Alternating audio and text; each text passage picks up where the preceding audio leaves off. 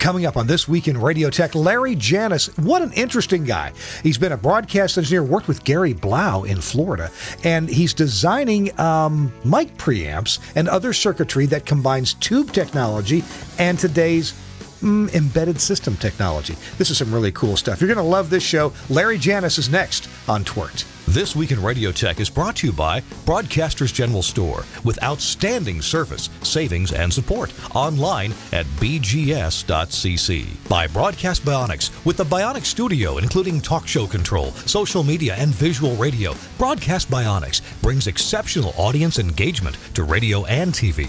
By Angry Audio. Audio problems disappear when you get angry at angryaudio.com. By Nautel, worry-free transmission you can count on with outstanding control, reliability, efficiencies, and Nautel's unmatched 24/7 customer support. Online at nautel.com. And by Max Connect Wireless, prioritized high-speed internet service designed for transmitter sites and remote broadcasts. Hey, welcome into This Week in Radio Tech, the show where we talk about everything from the microphone to that light bulb at the top of the tower. I'm Kirk Harnack, your host here in the Telos Alliance studio in Nashville, Tennessee. I'm so happy that Telos Alliance, I'm a full-time employee, but hey, they give me a hour and a half or so on Thursdays to do this podcast, and I really appreciate my employer, Telos Alliance, for giving me a little bit of leeway on that. Here's the show where we get to talk about broadcast engineering and sometimes related things. Our guest today is a real broadcast engineer, at least he has been on and off, but he also designs some amazing circuitry. And I'm not going to say any more. I'll let him tell you about it. Chris Tarr is off today. He is traveling through sweltering Texas heat on his way to go purchase another used transmitter. At least that's what I understand. We'll get an update from him next week. All right, let's bring in our guest. Our guest from the southeast side of Florida, it is Larry Janus. Larry, welcome in. It's good to see you. Hi, Kirk. Great to finally be connected. We talked about this last year, and I guess when I spoke to you on the phone a few days ago, I said, yeah, maybe I guess Charo canceled from the Tonight Show here. I didn't get bumped. Remember that when they'd have like the last guest would get bumped because the Tony Randall went too long. So Jack Hanna from the San Diego Zoo would, show up. Yeah. So anyway, instead of real significant, important people, you ended up with me instead. And I'm just happy to be here. You are. Hey, believe me. You are no Charo. As a 11, 12, 13-year-old kid, I thought Charo was the hottest thing around. I mean, you're a nice guy, but you ain't no Charo. No, Coochie, yeah. Yeah, Coochie. Great to be here and to share my the fruit of my loins here, this digital and tube stuff. So well, we're definitely going to get into that, and I want to hear more about what you do. We're going to take our first little commercial break. By the way, that reference to Charo, for those of you who don't know, Charo, this Latin entertainer lady, and she's very sexy looking and played the guitar, and very talented lady, and danced and shook her little body and all that. And Larry, I forgot about this, but she was usually like booked as the extra guest that they never had time for unless they had a guest cancel. So if Charo was on, it was often because somebody couldn't make it or canceled. Kind of feels like me when I did the weather on TV.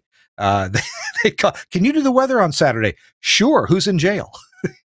So, hey, our show is brought to you in part by Nautel. Folks at Nautel, you know them. They're lovely people, and they make fantastic AM and FM transmitters and a lot of HD stuff. Well, they got this deal going on right now. It's the Nautel HD Digital Radio Test Drive. And the test drive is an offering that is intended to break down these barriers that are keeping many broadcasters from trying HD radio. Hey, that sure applied to me. I'm part owner of some small stations, and we finally did HD in Oxford, Mississippi, where we're running a total of 3 HD channels there. HD radio transmission has the potential to create critical presence on the car dashboard, and stations can help stay competitive in the field of plenty of alternate media choices. Now, it's based on Nautel's software air chain technology. HD Digital Radio Test Drive allows you, the broadcaster, to try HD radio transmission in your market for up to 6 months and to try to unlock more listeners, put out more content, and maybe get some new revenue without needing to install and purchase upwards of $40,000 or $50,000 worth of HD gear. So, for a minimal cost option, you can test new revenue generating streams, experiment with new formats, I should say. Maybe you've got a larger Hispanic population and you want to serve them. Maybe you've got some high school sports that you really want to turn to on Friday nights. There's a lot of ways to do. Maybe there's a format that's missing in your market, and you'd like to fill that gap. You can counter competing alternate media, like you find on your Wi-Fi or in your car dashboard. And here's what you need to get started. You need to lease or purchase a GV2 upgrade, a GV2 transmitter, or upgrade your older GV transmitter to a GV2. You need an Xperi main station or equivalent license and a signed trial agreement with Nautel. And then you need to supply some content from 1 to 4 channels of content delivered to your transmitter via or to the Multicast Plus box via Livewire or AES67. So check that out. It can save you a ton of money right now just to give it a try. And I really appreciate Nautel coming up with this idea to let you try something before you buy it. Hey, you can get your logos, you can get your album art on your HD radios. You can really serve your public in ways that radio hasn't been able to before HD radio. And I promise you now it's easier than ever. I could do it. I had a little help, but I could do it. And so can you. Nautel, appreciate your help on this terrific idea. Nautel.com. All right. Guest today is Larry Janus. Larry posts on Facebook from time to time. I'm sure that's not the only place that he makes his work known, but he's always posting really interesting techie stuff about tube circuitry. And something that, hey, I was a little bit familiar with tube circuitry a long time ago. Hey, as a kid, did you have a tube tester, right? You take your tubes from the non-working TV set down to the Radio Shack or the Kmart, and you test them out. Well, Larry does work that's a lot more sophisticated than that. So, Larry, hey, let's get a little background on you first. I understand you've been in broadcast engineering, but you've also done some, fancier stuff. Indeed. Let me start with my birth to a TV repairman. So, almost from the womb, I was around these vacuum tubes, and at an age where I think everybody else was learning transistors, the late 60s and early 70s, the transition to solid state was in full force. However, as you may know, ham operators were loyal to vacuum tubes for many years afterwards. So being a ham, I was imbued in tube culture up through the 70s when I was working at two-way radio shops and repairing, police car radios and such. And this guy came in and he said, I have a recording truck that drives around the country and records big concerts, and I want to put a burglar alarm, an RF burglar alarm, so I can sit in the hotel room and see if, somebody's breaking in. So I built that up for him, and then I kind of started hanging around with these people, these recording people, and developed a full-blown interest in the recording community. Now, this was up in Detroit, Michigan. So one of the people up there that I was working for went down to Criteria Studios in in Miami. And they were just knocking it out of the park with the Bee Gees and Julio Iglesias and all these heavy hitters. So this skinny 20-year-old kid with no previous experience in the recording studio field was suddenly working at the biggest studio in the Southeast. No pressure. But having been thrown into the deep end of the pool, I paddled sufficiently to survive. And that became my occupation for the late 70s, all of the 80s, and all of the 90s. Later on, I went to work for the Bee Gees studio as their electronic maintenance guy, and then sort of weaseled my way into the engineering chair. That was always kind of a side goal, was to get out of the shop and get into the prime position of recording engineering, which I was somewhat successful at. I got to record a few, famous people. But nonetheless, the electronic maintenance paid the bills all those years. And then around 2000 or so, the last studio that I was working at went out of business, as did many at that time due to, computers and Pro Tools and such. So I was kind of a lost sheep in the studio business. I think, the studios kind of went away. So I didn't have a nice, cool place to go work. So I said, well, I know RF, I'll try radio. It's just like the music business. So I went to work for Gary Blau, the late, great Gary Blau down in Miami for a 3-station cluster. And I was there for, 3 or 4 years, maintaining Continentals and Harris's and such. And Nautels, by the way, very reliable transmitters, very, very fine product in Canada. So there you go. I was doing that for a while. But once you get in the music business, it's kind of in your DNA. So I got out of radio and started building vacuum tube compressors based on the old Fairchild circuit, which was extremely popular in the 60s. You had several tube compressors that were very popular. Collins had one, Gates had one, Fairchild had one. They all used the same gain reduction tube. But unlike the Collins and the Gates, the Fairchild was selling at that time for it was selling for $25,000 back then. They sell for $125,000. They sell for $125,000 now. So back then, with the product on the used market selling for $25K, I said, I could build these. I could sell these for $5 or $6K and do okay, which I did. I built this 50-pound beast that sort of resembled that and used most of its circuit, and that was quite quite popular. However, in the process of doing so, I had to build my own test equipment because they don't make test equipment for tubes. So, for instance, this thing up here that has 20 tubes in it is a batch tester for testing new tubes. This flat screen over here, is an audio analyzer. So I built up basically in order to survive, I had to build design and build my own test equipment. So sooner or later, writing the code for the test equipment became more fun than soldering wires. It became like these compressors aren't getting built, and Larry's sitting there all day, transfixed with the code. And I got sucked in. I got totally drawn into writing software. And so this led to the net. Oh, by the way, at that point, I was about broke. So it was like, okay, maybe I should go get a job. So I took my coding skills and I was writing marine yacht software for about 5 years, up until recently, in fact. And so writing embedded processor code for, big yachts to make touch screens open sliding doors and, all this fancy stuff. And developing those skills, it seemed like a natural transition for me to put those embedded microcontrollers into my tube products. And it kind of brings us up to date. In the last few years, I've been sticking those embedded controllers into my my tube stuff here and controlling it with a phone app and, doing things that seem more modern than just copying dead people's circuits, which, anybody who's building vacuum tubes is obviously copying existing prior art, as they call it.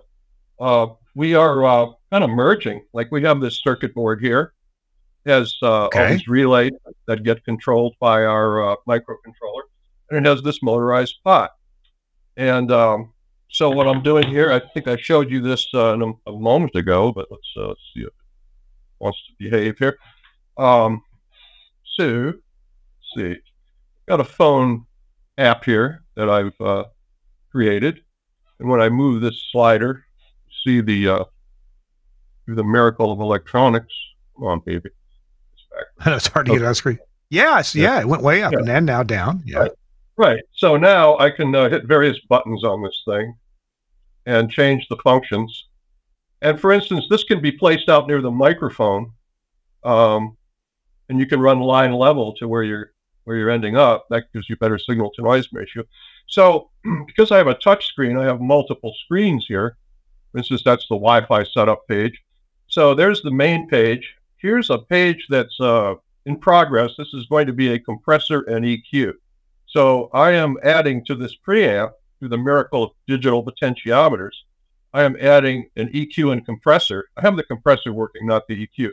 this is what we would call in recording a channel strip, and what you fellows would call a mic processor. You know, because it's doing all those functions in one convenient package. So that's where we're at here, Kirk. Trying to be modern. You know, like the kids. You know, so cool. The kids all have their phone apps, and you know, your dishwasher and your dryer have a phone app. So they said, oh, you know, Internet of Things. I said, oh, well, a mic preamp's a thing. Let's give it connectivity. I've actually operated this preamp remotely. I've opened a port on my router, and this guy down in Miami was, or no, I was moving the fader here in Fort Lauderdale, and the thing was moving in Miami. So you can do remote control. I don't know, you know, how practical that is, but you can if you want. Yeah, so I'm trying to do things that are like this century, try to merge vacuum tubes and you know, this century, and so far so good. This is pretty new, so we hope to be building these very shortly. I'm going to want to get into whatever you're willing to tell us about the merging of these technologies. I didn't even realize until we got started that you have a touch screen on that mic preamp, and you did let me know it's a mic preamp there. I'd like to understand, you know, how do you get, or you know, what are your inspirations for, and what problems there may be about getting two technologies to go together. We got a break coming up here, so kind of think about answering that and what you can educate us engineers who don't get to deal with this stuff, but are sure curious about the merging of technologies and what problems that may bring. And I'll give a very quick example. There was years ago, 20 years ago, a transmitter manufacturer, not my advertiser, but another one who's well regarded, asked the company I work for, Omnia, to build a single board audio processor to put into their transmitter. And we, through a great deal of difficulty, our Omnia guys designed that. And in the long run, we decided it really wasn't a good idea, at least not in their transmitter with their current technology. There was a lot of RF in their transmitter, and keeping their RF out of our audio processor proved to be quite a challenge. And you wouldn't have thought so, because the thing looked very well built and no other, you know, obvious quality problem. So I'm curious as to what you're going to tell us after the break about merging these technologies together, and what you've learned, and what you found is important, and what you found maybe is not important. You can just do this and it works fine. So I'd love to hear about that. Our show, This Week in Radio Tech, is brought to you in part by two amazing sponsors. You probably know them and love them, but I'm going to tell you about them anyway. One of them's Angry Audio. And Angry Audio, they don't make any tube gear. They use a lot of, you know, modern circuitry. They're really good at Angry Audio about keeping mindful of grounding, so that grounds are separated where they need to be and common where they also need to be. So you get some very quiet operation with Angry Audio gear. But we're going to show you a web page here from about the gadgets and gizmos. You know, their slogan is "Problems disappear when you get angry." You need, as an engineer, you need to take it upon yourself to go to the Angry Audio website and just look at the solutions they have. Have these in mind when you're planning your next studio, or planning on improving a studio that you have, maybe building a home studio for, you know, one of your talent that's on the air. Take a look at their website with all the gadgets and gizmos, because there are things in here that I promise you will use. Hey, I've used the headphone gizmo and the guest gizmo in the radio station I built last summer. In fact, we started building it about a year ago, and that's WBZK FM in Oxford, Mississippi, right there near Ole Miss University. And we got a headphone gizmo for the on-the-air guy, for the jock, and we got the guest gizmos for, of course, the guests. And these were so easy to install. They come with the accessories that you need, power supplies. They come with, of course, instructions. The guest gizmo, you drill a round hole and you put the square box in there, and it just looks absolutely amazing. It is so cool. Makes you look like you know what you're doing in the world of carpentry as well. Also on the screen right now, you might see the studio signal light. Those are cool. You know, you can pay elsewhere a lot of money for these stackable studio signal lights, or Or you can contact Angry Audio, or better yet, one of their dealers, and get you some stackable studio signal lights at a much more reasonable price. They are just so cool. Also, something else that they have at Angry Audio is these little gadgets, these little adapters that let you connect GPIO and audio to the common satellite receivers that are out there in our industry.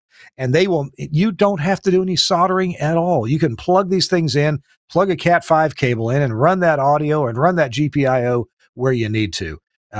Just really awesome stuff. Of course, the mic processing and the Bluetooth gadget and the new Rave radio mixing console. Check it out, angryaudio.com. So glad to have Angry Audio as one of our sponsors. Another sponsor is Max Connect. Now, Max Connect, years ago, we started advertising their Max Connect wireless product, which gives you an internet connection in places that may be a little bit difficult, but also if you have a crowded area, if you're in an urban area, or maybe there's a stadium near your transmitter site or where you're doing a remote from, or maybe you're doing a remote from the stadium, you get prioritized data with Max Connect wireless. Well, Max Connect has expanded to do a lot more things too. It's now called the Max Connect Group. And the Max Connect Group, they offer services at your facility to get done some of the things that you've never had time to do. Maybe you didn't have the expertise to do. And Max Connect Group will send out one or a crew of very qualified engineers to build new studios, to fix up your transmitter site, to install new transmitters, audio processing. Hey, maybe you think your audio processing isn't what it could be. Well, the Max Connect Group has real experts in audio processing who can work on-site or remotely if you give them the access to. Also, they can come in. One of the most difficult things, I think, is good quality remote control of your transmitter site.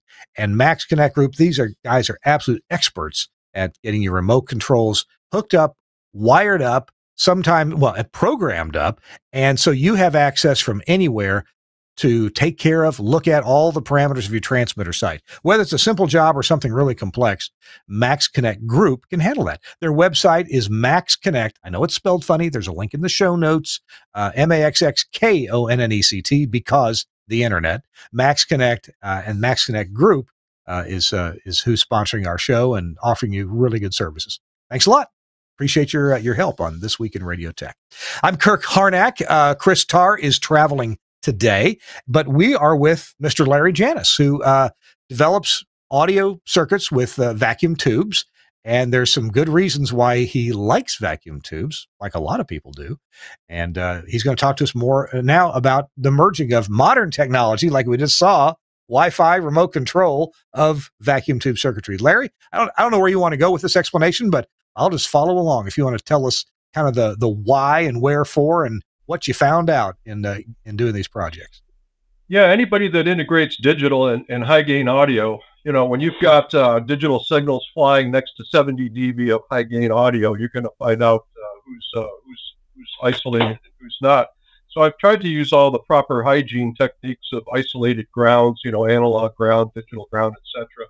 And there was a learning curve, I think, with any company that tries to merge analog and digital. You find out the hard way that you're going to do your best and still hear nee, nee, nee, nee coming out of your audio, and oh man, here we go. But what really surprised me the most in my urge to merge was Wi-Fi. I had to put this Wi-Fi antenna on the back of this thing. I wanted a nice inboard antenna that was sleek and svelte, but oh no. And I was picking up the Wi-Fi, and I'm going, how do tubes demodulate 2.4 gigahertz? That didn't make any sense, but indeed that was the case. So the only surprise on the road to connectivity was that the Wi-Fi was getting into vacuum tube amplification. I wouldn't have put that on my bingo card. So yeah, I would advise anybody integrating Wi-Fi to keep your RF away from your high gain stages. But I guess broadcast engineers probably know about that, don't they? One thing that what you're showing there is a mic preamp, so you are dealing with a very low level input signal. What are some of the design techniques that you can use in a tube circuit to keep the noise level as low as possible, any self noise from the preamp, so that you're really amplifying just what's coming out of the microphone? Oh, well, the selection of the first tube stage determines your noise figure to a large degree. So, you can spend hundreds of dollars on a Gucci 12AX7, and, you'll find one that's sufficiently low noise. I try to find something in the middle that's affordable, but there are crazy, crazy versions of a 12AX7 that run pretty darn quiet. For most people, that's not a problem. And I do have I am cheating a little. I have a JFET circuit for the first 20 dB of gain. So 50 dB of gain is all tubes, but I do use a JFET to bring it up because it would be simply impractical to get that much gain from a three tube preamp to get the required 70 dB. But the JFET has the saturation characteristics of a tube. So when I switch in the solid state, it's not like people are holding their ears going, ugh, solid state. So I think that's the practical reality in this modern age, because tubes are not, easier to find than they were before. A lot of them are only available from Russia or China. And of course, you have to buy a large batch of them to weed out the duds. So it's not an efficient process, and I don't expect it to get better. There are a few companies who are threatening to make tubes again. We'll see about that. I think that's a black art. Maybe some of that knowledge went away with those guys that were making it. So yeah, tubes. You're never going to get the equivalent of a solid state mic preamp. You're going to be down at minus 80 or so. You'll never get down to minus 100 with tubes. But is that necessary? I tell them to play louder. There you go. I love it. Okay, guys. So if the input stage is a JFET, are there any design techniques that are critical there? Oh, and also, can you provide common mode power? What's the word I'm looking for? Phantom? Thank you, phantom power. Can you provide phantom power with that setup? Oh, sure. Yeah, the mic preamp puts out phantom. The two push-pull JFETs just give me an additional 20 dB. So the two tubes, because they're triodes, pentodes give you more gain. These give you about 50 dB. And then the additional JFET is switched in with relays. So when you have that out of circuit, it's hardwire bypass. But when you kick that in, you get an additional 20 dB to for low level mic sources. The only consideration is, with JFETs, it's also hard to find quiet ones. So there's been no real emphasis on high quality audio FETs until recently. There's a whole new batch of JFETs that have hit the market that I'm anxious to try. But my previous experiences, same problem as tubes. I would have to go through a lot of modern components to find really quiet ones. I don't think any conversation about tubes is complete without transformers, though. Because in professional audio in particular, because the signals are balanced, you tend to see a transformer on the stem and stern of your circuitry. So the sonic characteristics of vacuum tubes are one thing, the soft clipping and all those wonderful attributes, but the imperfections of audio transformers are also part of the allure of vintage audio. So here we have some of you old buzzards may remember these UTC transformers. These were very common in the 50s and 60s in their metal cam.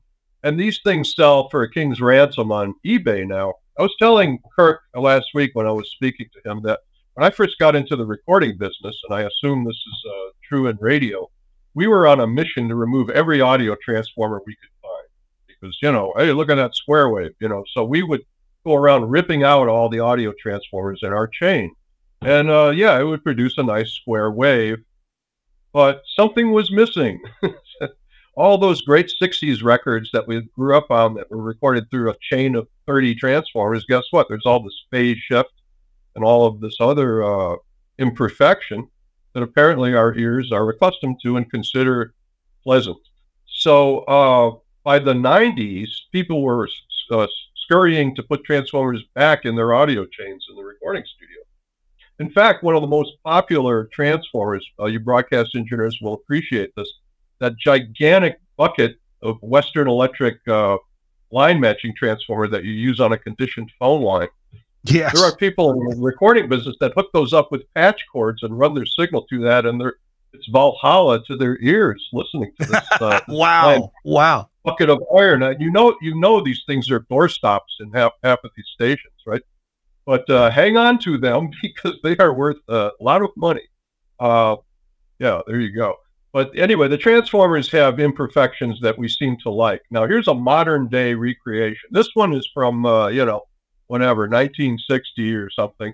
And here is one that my transformer manufacturer, AMI, has recreated. And we spent a couple of years getting these right. I mean, it took, many samples, and, I've got my AB switch hooked up and I'm listening to both of them, switching back and forth between them. And I think we got it because he's now selling thousands of them to my competitors. So maybe that wasn't the right idea. But yeah, the discussion of tubes and why you like tubes, particularly in pro audio, almost has to include the inclusion of transformers as part of the coloration and imperfection that we call ear candy.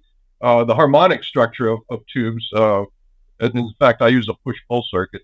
Ask any guitar player about push-pull tube amps. They like the way those particular harmonics color the sound. So, again, as I was saying in the other phone call, in the early days of digital sounded kind of harsh. So in the 80s and 90s, digital had a real aggressive quality, particularly for oversampling. And so we would use all these transformers and all these old tube pieces of gear to deburr the edges off of this waveform that was trying to take your head off. And it was a Band-Aid for harsh sound back then. Now digital is extremely neutral. What you put in and what you get out are pretty indistinguishable. So we use we still use the sonic coloration of these transformers to like a spice rack to cook. You say, okay, I've got this neutral recording medium. What do I want to do in front of it or after it to impart some imperfection? And so there's a huge market in that. And for that Fairchild to be selling for $125,000, apparently somebody is is quite keen on this. Of course, in the world of DAWs, there's people building plugins that get awfully close, but some of us still like rocking it old school, being an old school person. So you know what? They can write plugins, but they still need to get from the mic to the DAW. So that's right. That's right. That's going to be my job here, Talk to me about the electronics that I see. The screen there, not only the screen, the beautiful meter display that's on the screen, and then how whatever is the operating system or the computer is behind that. That must go out and touch, as you mentioned, relays like the plus or minus 20 dB from the JFET. Right. How is that computer designed? What are you using there? Okay, it's called an embedded processor, and so on this board we have various relays that do functions like iPass filter in and out, attenuator pad, etc., etc. And those are all controlled from an I2C bus here, backwards here, being decoded from an I2C bus that comes from a little tiny microcontroller chip about an inch square that I don't have in front of me, and that chip lives behind the screen. So this is not an operating system. It's what they call an embedded processor, or bare metal, where you power it up and it just starts working. I'm sure a lot of your tele products are like that. They don't really have an OS. They just, boom, come up and start working. So that's all written in C++. And I found these screens while I was working in the yachting business because, rich people love touch screens. So I learned how to make these look kind of nice doing yacht stuff. And the original version of this, which is on my website, and it's because none of this has been updated, was just a little 1-inch square OLED. And about 6 months ago, I said, I bet I could shoehorn a flat screen in here. And as soon as I did, I realized, oh man, now I can have different pages with different things. So what happened is I ripped all the buttons off. Originally, it had analog buttons on it, and I made everything virtual. I think a lot of manufacturers are moving to touchscreens with the realization that by the time you buy a bunch of real push buttons, you've paid for your screen. You know, it's like, you know, it cost me the same money to put this screen as it did to put 8 buttons in an OLED on this thing. So I'm a big believer in this interface. I know people are getting a little burned out on touchscreens in their cars. I think there's a backlash there. And I don't find this to be offensive to anybody who isn't, you know, totally modern. I mean, you know, it would be nice to have a real analog meter, but guess what? Those are getting hard to find too. So yeah. I found an image of an old Weston meter from the 50s. Yeah, I see it. Yeah, shrunk it in Photoshop, and you know, here I go. So yeah, this feels more what's the word? More relevant to 2024 than just, you know, there's a lot of cloners out there. They just sort of copy old designs and, you know, live off of other people's hard work from the 50s and 60s or the 30s with some of them. I didn't want to keep doing that. It's like a musician. When you grow up, you're like copying other people, and then you're trying to get your own sound. So I said, okay, I'm going to put processors and tubes together, and you know, as Bill Murray says, dogs and cats living together. That's right. You know, we kind of have a show title. That's a good show title. Dogs and cats living together. Yeah. Oh my gosh. This was my third midlife crisis. The second one was becoming a recovering broadcast engineer and going over the wall and building tube gear in the early 2000s. And then the third one was, you know, all my friends who had learned to write software in the 80s were fabulously wealthy. And I was going, you know, maybe I should have taken that fork in the road. But anyway, much later in life, I started to learn programming. And as I mentioned, became totally addicted. And that's what I'm working on right now. After the show, it's some programming for Manley Labs to build fine audio gear. So I've expanded my my ability to other companies, and so we're fully committed. This is how I plan to fall over dead with a mouse in my hand. I'm gonna. We'll have some questions about what you're doing at Manley Labs.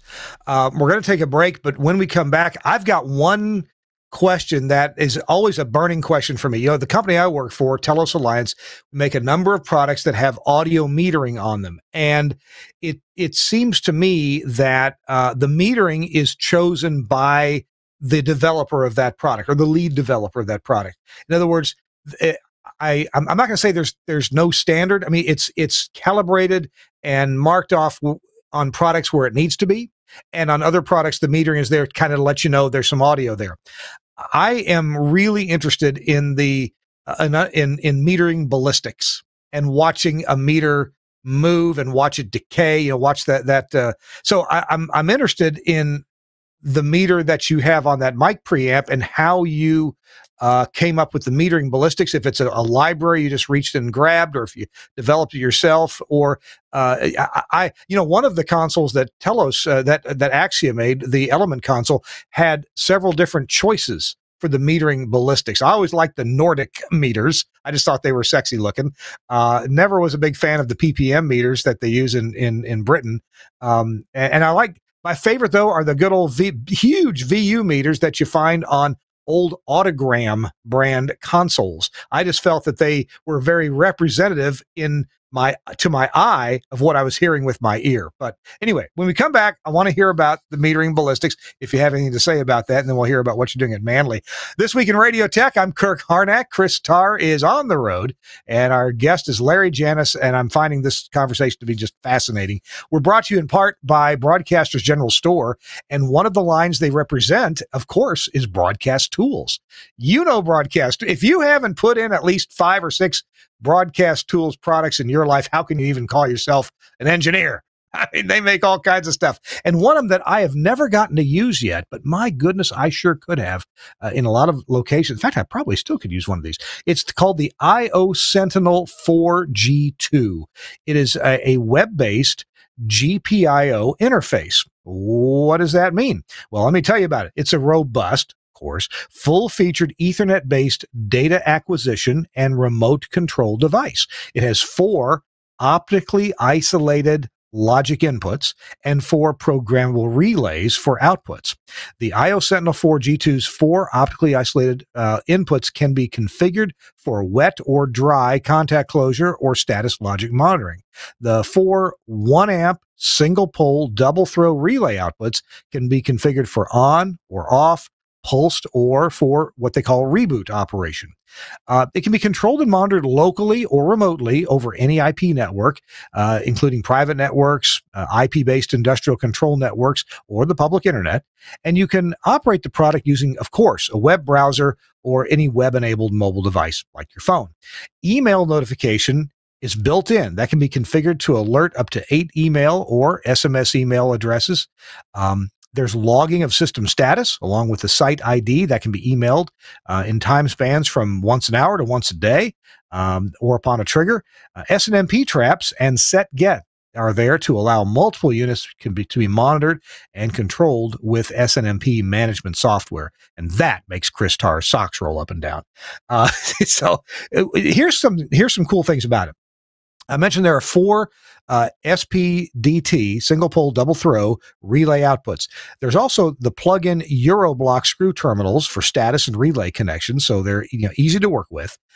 You have a built-in web server to provide web-based notification, monitoring, configuration, and control. You also have the 9 front panel IO activity LED indicators, so you can see what's going on, both inputs and outputs. That rear panel RJ45 for your Ethernet connection. It's fully RFI proofed design, and surge protected power relay there. Here's something cool though that I like. You can have this to be single ended. In other words, you can put it somewhere and you can browse into it and look at what's coming in for closures, and you can effectuate closures going out. But you can also pair them up over distance. You could have one of these in Timbuktu and the other one in West Undershirt, Arkansas, and have them talk to each other over the public internet. And you give a closure at one end and it makes a relay happen at the other end, and vice versa. And it logs all that, and you can watch it with a web browser or effect those controls yourself. So it can be an end-to-end product. Maybe you've got to put satellite receivers at the transmitter site and bring those closures back as accurately as possible to the studio. Well, you can do that with this device. So cool. The Broadcast Tools IO Sentinel 4 G2, the web-based GPIO interface. And where do you get it? Well, of course, from Broadcasters General Store. Love these folks. I've been buying from them ever since I was Sam Phillips engineer in Memphis, Tennessee. Sam would put a list together of what he wanted. He'd say, "Hey, Kurt, call them pretty girls up there at BGS and tell them what I want to buy. Had them get their extra sharp pencils out." So that's my Sam Phillips invitation. Appreciate the BGS at bgs.cc, the website, or 352-622-7700. See, I've got that memorized. Check them out. Thanks a lot, BGS, for sponsoring This Week in Radio Tech. And thanks to Broadcast Tools as well. Hey, I'm Kirk here in the Telos Alliance studio in Nashville, Tennessee, and Larry Janus is my guest. We're talking about this really cool integration of tubes and modern electronics, if you will. And I asked Larry to see about this question about metering ballistics. You got anything to say about that, Larry? Oh, I'm going to go ballistic just talking about it. The first thing I want to say is that the web-based GPIO and this have amazing similarities, so great segue. The thing about ballistics is I tried to copy an actual legit BU meter, which I think is a 200 millisecond response time. This latest processor has 2 cores, so I'm dedicating 1 core strictly to metering. So it was able to get that metering refresh screen time to be so fast that the thing was jumping around like way too fast, and I actually had to slow it down. So I imparted a 200 millisecond delay in the polling of the meter, and it suddenly settled right down. It's a shame I can't plug audio into it, but basically it bounces around like an old school BU meter. I have the ability to do peak. In fact, as you mentioned, the British people are, "Oh, when are you going to put the PPMs on it?" Yeah, buddy. So I'll get there. You know, it's easy enough to do. But I'm totally familiar with how to use a VU meter. For instance, VU meters are so slow that if you record a snare drum at 0, you're actually recording it at 10 dB over. So as long as you know that percussive sounds have to be under recorded, you're fine. BPMs are useful for seeing that your snare drum is in fact recording at +10. But I'm so used to, like you said, big old school, slow moving VU meters that that's how my brain wants to look at level. So I have a bar graph that's more or less PPM, and I have as close as I could get to a VU meter ballistic. 200 millisecond, I believe, is the stated response of a D-Arsenal, whatever they call it, analog meter with a selenium rectifier in it. Yeah, that's what we grew up on, by golly, and that's what we're going to have. Well, I like, and I didn't, thanks for pointing out the peak meter on the bar graph that's under it. I did not realize that was there because I hadn't seen it work yet. I'd love to have you do a video with some close up of that and put that somewhere where we can see that. That'd be cool to observe. When you showed the circuit board, I saw a lot of rectangular boxes, and I think you were pointing out that those are relays. Tell me, we haven't talked about capacitors or other passive devices that are in there. Any particular care in selecting some of those passive components that are around the active components? Absolutely. Yeah, so I'm using WiMA capacitors. Those are these red babies here. Those are generally considered to be good sounding. Nothing special in the resistor department, although I try to use, in the high gain stages, slightly quieter, but the rest of it is pretty garden variety. And yeah, these relays do the same thing as if you built this preamp with switches. But of course, because it has to be controlled from the front panel and also remotely, toggling relays is the only practical way to do that. But with regard to audio quality passive components, other than the coupling caps, it's such a simple circuit. There's not, that's the beauty of tube stuff. It's remarkably simple. And so you have an input transformer, a tube, another tube, and an output transformer. And the whole thing is push-pull. So it's, there's not much to get in the way, really. If you consider that an op-amp has 50 transistors in it, this ain't bad. This is pretty minimalist, So, yeah, I don't have a harsh opinion of solid state like some tube purists do. There's really a time and a place for everything. When I record at home, I use solid state preamps on the kick and snare because I like the edge, and I use tube preamps on the overheads because it captures the kit with a very authentic almost 3D sound. Tubes seem to have more dynamic range. As you know, when transistors run out of gas, you're actually hitting the rail and squaring the waveform. Some people call that a broadcast processor, by the way. Clippings, anybody? Clippings, anybody? Yeah. Okay. So, but the tubes. In fact, I tried to build a composite clipper using tubes. How's that for you? I thought, this might sound good. It didn't, but it was worth a try. But tubes do saturate more gradually, so they kind of, you can get them in a sweet zone before they completely fall apart, where they're actually producing the higher harmonic content. Right. I've had people complain with this thing, that this is it sounds too clean, and I would I actually changed a few things to try to make it less perfect sounding. That's not what you want to hear. It sounds like my solid state preamp. What's the point, right? So, yeah, this is fun. This spice rack I speak of, of using various imperfections in audio to color the sound. I imagine that the typical radio station all digital plant is also sounding pretty neutral these days with, everything just specs out perfectly all the way through. So maybe there's opportunities to put some coloration in the broadcast, Jane, but I'm not in that field anymore. So I don't know what's going on. I think a bunch of IT people came in to do the broadcast engineering. We should talk about that, the lack of new candidates in engineering, you know, because computer science pulls them all away, you know. Yeah, yeah. The thinning ranks of people that want to be on call to go, you know, run through a field full of snakes and alligators to put the transmitter back on the air. I kind of enjoyed it. It was kind of, you know, our AM site was out in the Everglades, and, you know, you were literally, I looked out, I came in the transmitter building and I saw a big machete. I was like, what's that for? He goes, you'll find out. I looked under my truck and there was this giant 7-foot snake, and I said, oh boy, I don't like this. One time I had a power transfer switch catch on fire, and you know, when you're halfway between the shore power and the generator, if you accidentally get it halfway and halfway, they have been known to explode and send you through the next wall.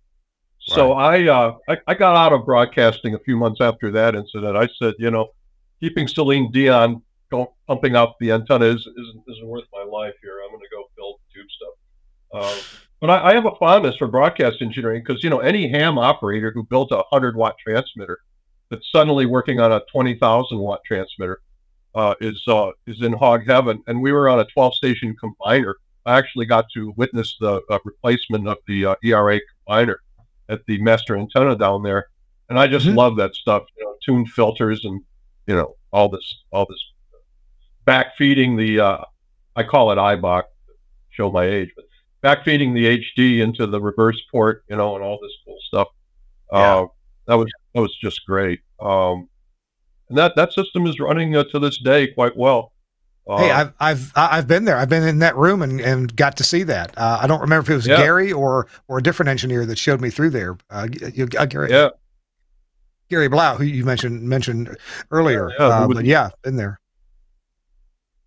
Right. So he was my introduction to broadcast engineering, and what a great guy to learn from. You know, to mentor. I followed him around like a puppy, and sad to see him go. He had a great call sign, W1AM. You know, because he was AM. I had, by the way, he got me into AM ham. So I, you know, how these guys convert old Collins and Gates transmitters for 75 meters. So I built up a system using a Macintosh modulator and an Optimod AM. Okay, and you know what those things sound like. I was getting signal reports from Holland. You know. Oh my God. And so 75 meters is great because all these old buzzards get on there with their processors or up that deep audio. And they're all DJs, you know, they all have that DJ voice. And sitting in the corner is, you know, what do you call it? RCA 1K. So that's kind of a very romantic portion of ham radio. So he got me into that. And but broadcasting, you know, the problem I was having in the broadcasting field is that I wasn't doing much hands-on repair. I was turning into this guy that was taking boards out and sticking them in a FedEx, and you know, wasn't doing much component level work. Yeah. You know what I'm saying? It's sort of like these days, everything is so replace the module that I think you could. Maybe that was the idea, to train less skilled people to do the job. You know? So I wasn't getting my my reward in that field, but I do have a fondness for it. And broadcasting is, I don't know, I grew up in that era when it was just sort of a, you know, like when you would see the radio station with the glass window and you'd see the DJ on the air, and, you know, that was like, I don't know, that guy was really important. I think that's still true, but of course there's been a lot of diversification and, you know, certain affiliates buying everything that was taller than it was wide in the 90s. So, you know where that went. There's been some thinning of the herd and sort of souring of the potential. We were talking about in our phone call about the transition to streaming and the idea of the 1,000-foot tower versus many honeycombs of smaller towers creating a grid-like structure.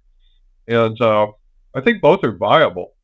And tell me this: you have stations in other countries, right? That they still depend heavily on the radio side of it rather than the streaming, right? Is that correct? Actually, the station that's most descriptive of that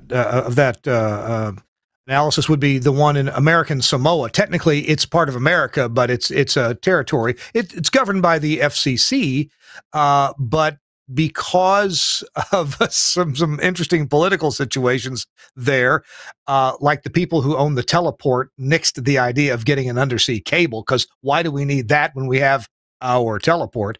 So internet in Samoa, until the last 5, 6, 8 years or so, internet's been extremely slow and extremely expensive. And so streaming audio wasn't a thing. And only recently has it become more of a thing. It's still expensive, but it's more attainable for people at home and on their cell phones. So yes, that factor, radio is still very, very popular in American Samoa. 30 years ago, when Larry Fuss and I first went to Samoa, Larry looked around, looked at the dismal state of the radio stations that were there, and you couldn't get internet. Well, of course, it was tougher in the 90s anyway, but Larry said, we go on the air, we're going to have 3/4 of this island listening to us within inside of a week. And he says, I'm going to order 10,000 bumper stickers. That's one for every car on the island. And Larry, we gave away, I want to say we gave away all 10,000 of them within 6 months or so. So nice, yeah. Nice. Well, I meant to say, because I see your TELUS shirt there, that I owe TELUS a great deal of gratitude for making me a ton of money. You know, in the 90s, the studios were struggling to get bookings. So we would do various diversifications, like doing audio post-production. And one of the more lucrative portions of audio for video was doing automatic dialogue replacement for Hollywood studios. For Hollywood studios. So what would happen is Florida became a place to shoot feature films. So you'd have Dom DeLuise and Demi Moore and Gene Hackman down here. And what would happen is they'd be shooting a film, and their previous film would be in post-production. So the studio would call up and say, can we get Demi Moore in there to do some lines for this film? Here's the script.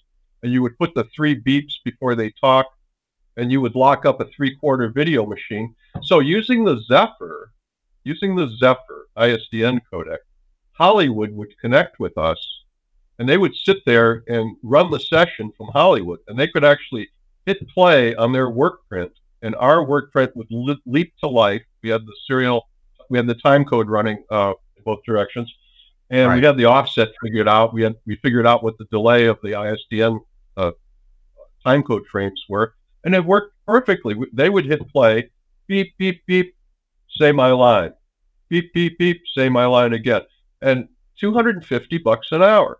So we were struggling to get $50 or $100 an hour to record music, but man, you talk about gravy, doing dialogue replacement, $250 an hour. So I think TELUS kept us in business in 1997.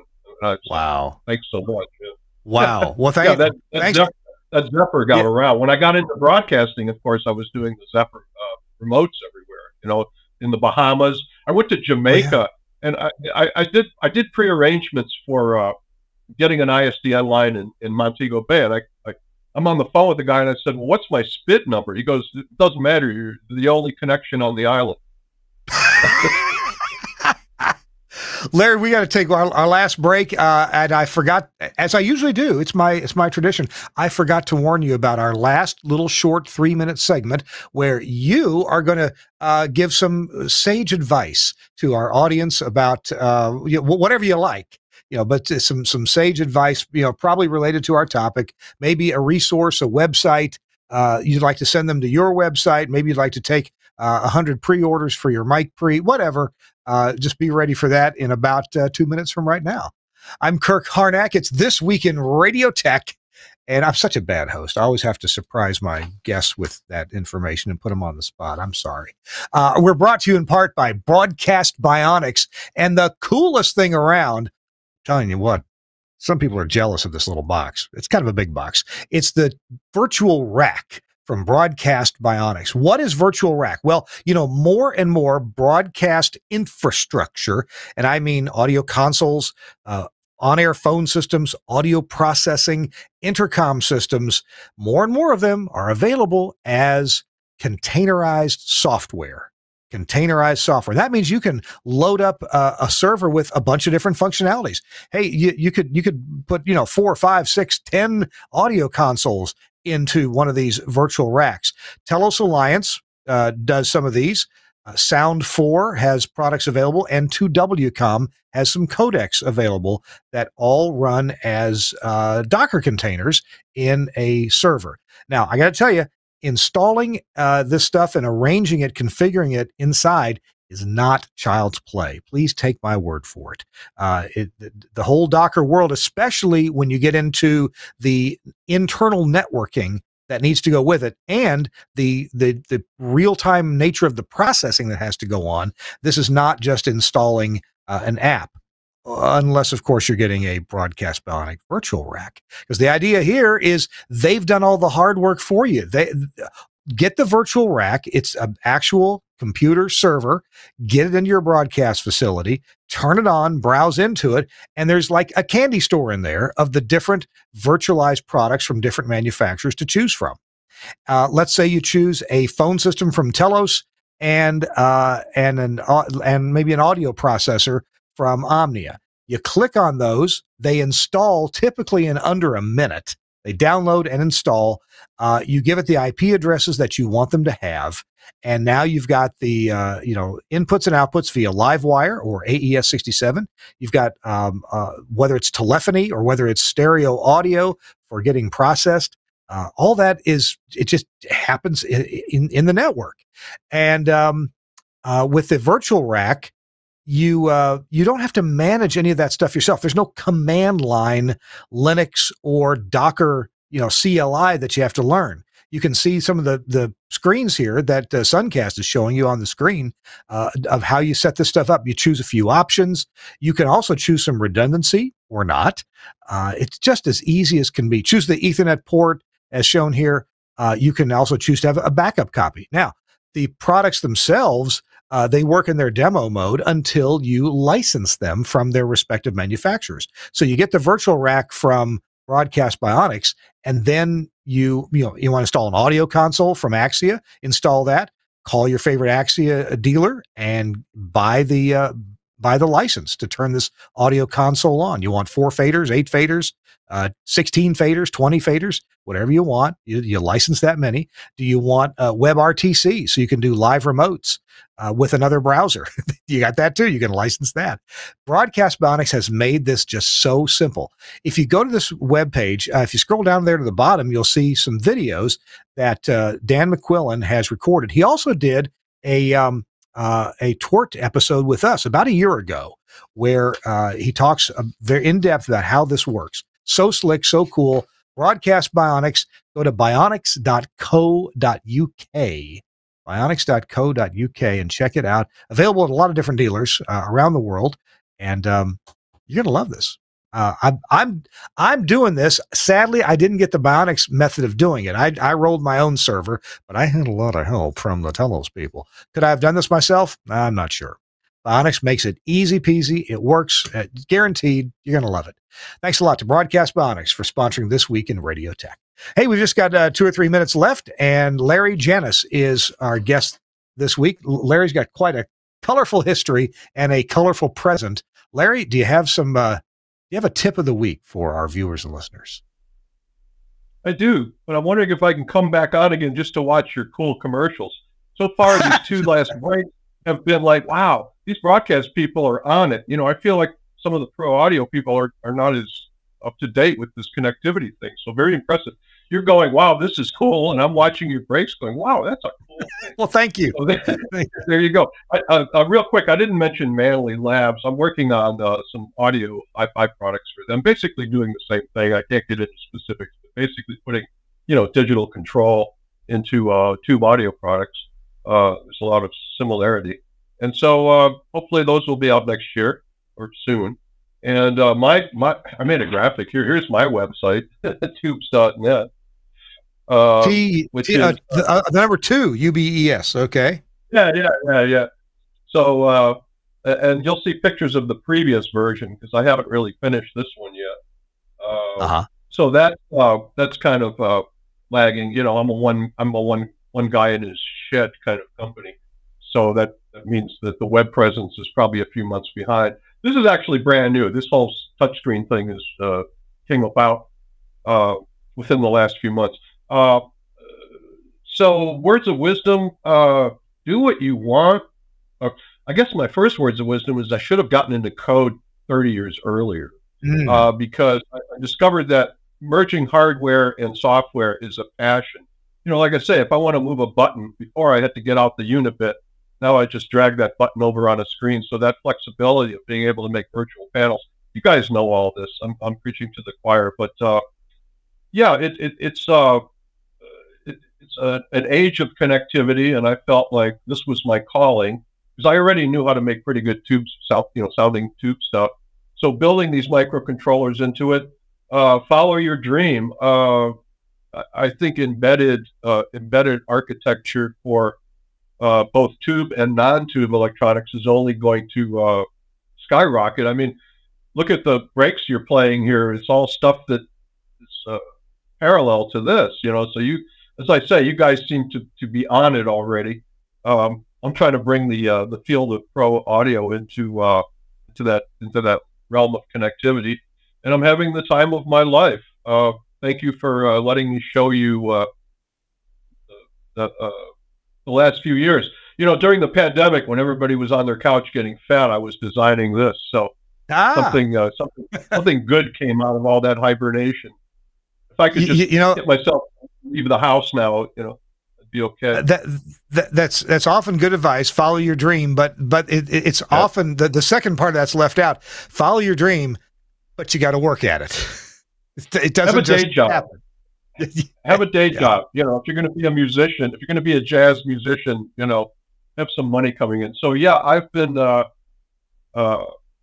thrown into the deep end of the code pool now, and was somehow able to support myself. Like I say, that was my third midlife crisis. So I'm hoping I stay in this field, as I say, till I keel over. Probably right in this room, because I have all my meals here, and you know, my whole existence is in a 12 by 12 prison cell. But thank you for inviting me, or inviting them into my personal tube Valhalla. And anytime you want me to spew more of this, just give me a ring. You know, just wind me up, and this is what you get. Well, Larry, thank you so much for joining us. I sure appreciate it. I wish Chris Tarr could have been here. Maybe he'll be here next week. Larry Janus will get his website and a bunch of other show notes. I got a whole bunch of notes from today's show. Look at how interesting Larry is. See all that? Look at all that. We'll have that in the show notes. Thanks so much to Larry, and thanks so much to Suncast for producing today's show. And let's give good wishes to Chris Tarr for safe travels. He is traveling through Texas today. We'll be back with you next week for another episode of This Week in Radio Tech. See you then. Bye-bye.